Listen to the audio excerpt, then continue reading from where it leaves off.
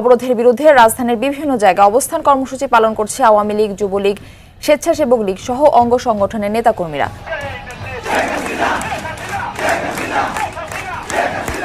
শেখ হাসিনাকে সসম্মানে বাংলাদেশে ফিরে এনে তাকে আবার পুনরায় বাংলাদেশের প্রধানমন্ত্রী নির্বাচিত করা হোক। গতকাল সকাল থেকে ক্ষমতাচ্যুত প্রধানমন্ত্রী শেখ হাসিনা পুত্র সজীব ওয়াজেদ জয়কে দেশে ফেরাতে রাজপথে দখলদারিত্ব চালিয়ে যাচ্ছেন সদ্য নিষিদ্ধ হওয়া সংগঠন বাংলাদেশ ছাত্রলীগ। এবার ছাত্রলীগের সাথে যোগ দিয়ে আন্দোলনে নামলেন আওয়ামী লীগও।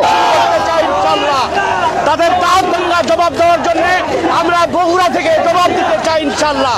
সেই সাথে জয়কে দেশে ফেরাতেই একযোগে করেছেন শপথ গ্রহণ। জয় কি আসলে দেশে ফিরবেন, আর ফিরলেও কবে ফিরবেন, জানাচ্ছেন এমপিপি নিউজ।